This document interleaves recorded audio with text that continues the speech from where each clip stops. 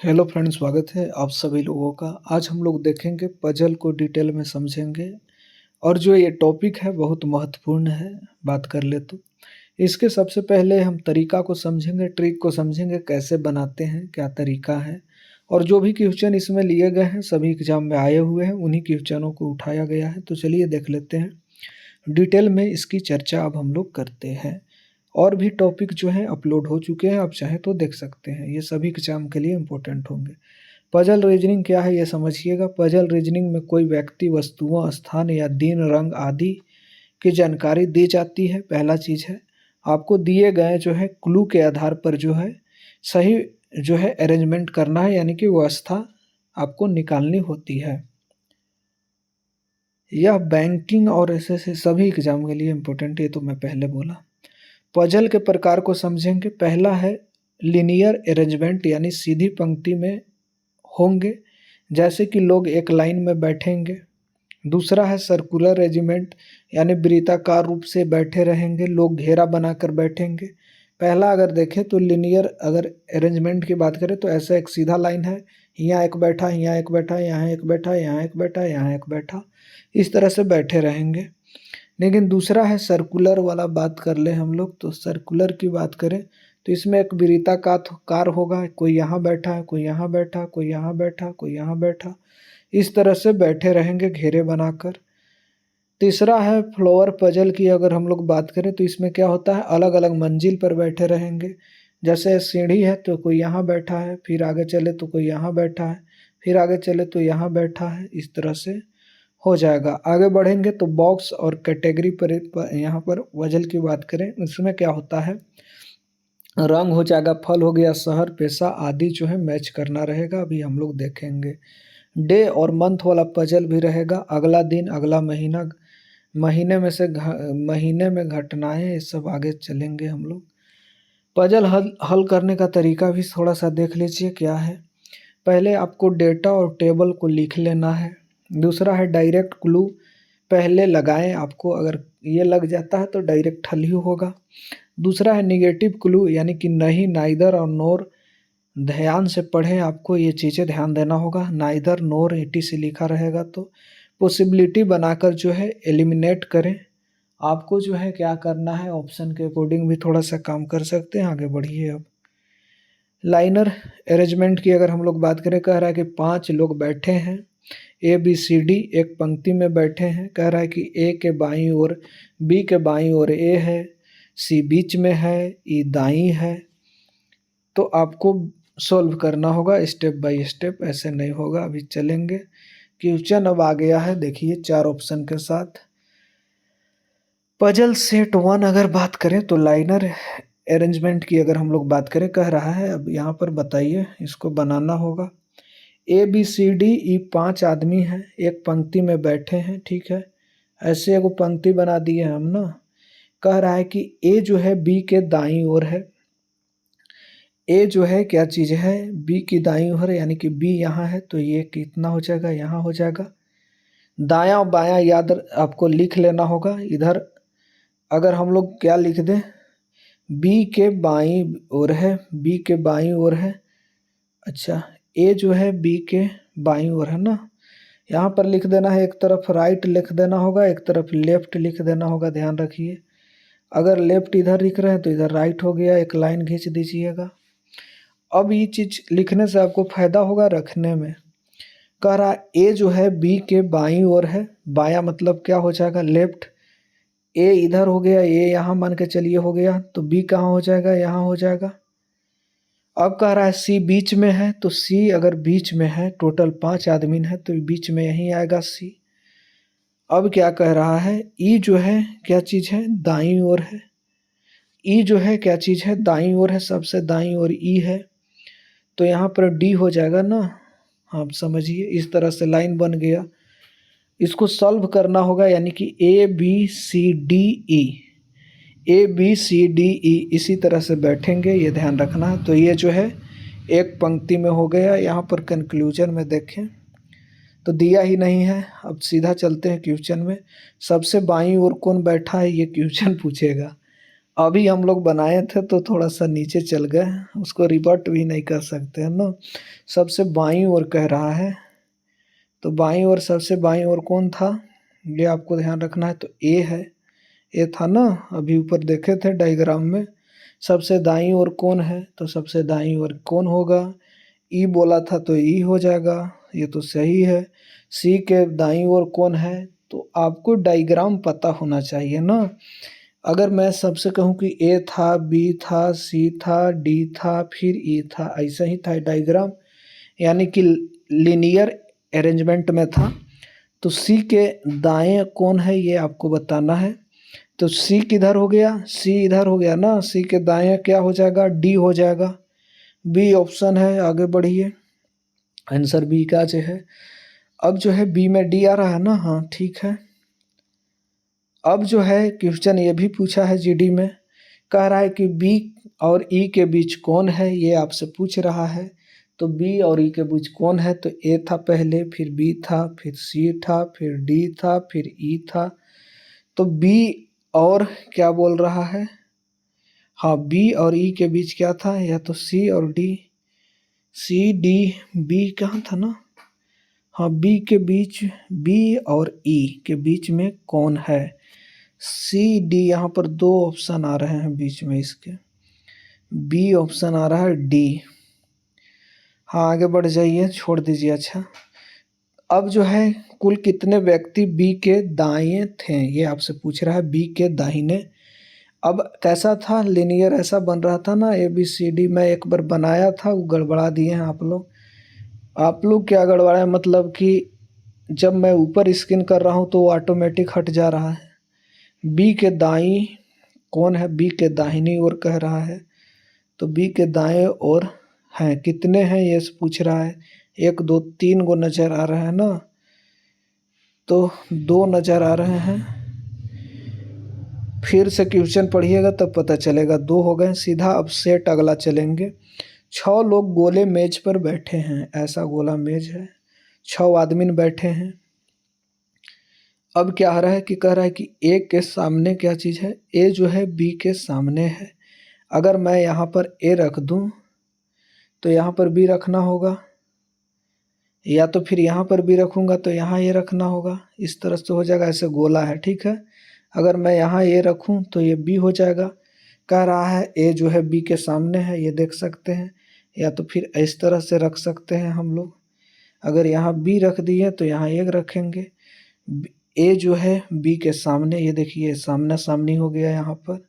अब कह रहा है सी जो है ए के दाहिने है।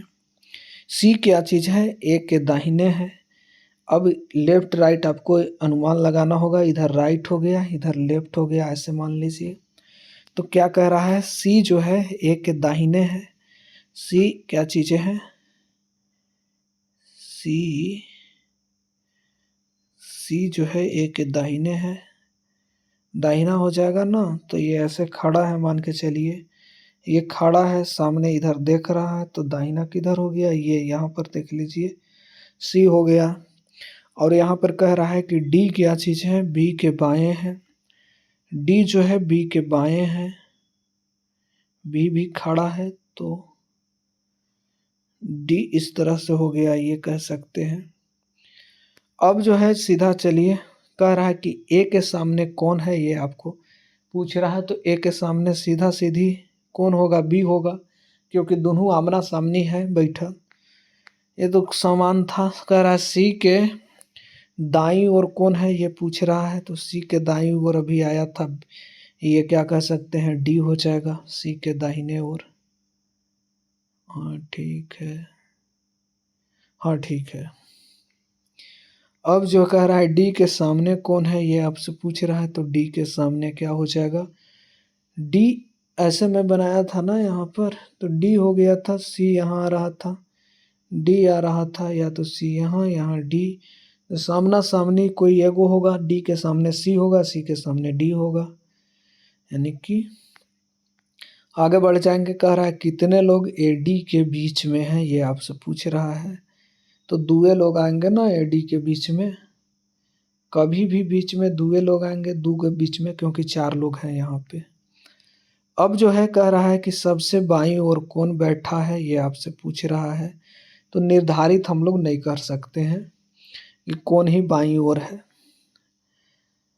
अब जो है मंजिल वाला क्वेश्चन आ गया है, कह रहा है 7 मंजिल की इमारत ए से जी रहते हैं। ए से जी 7 मंजिल की इमारत है।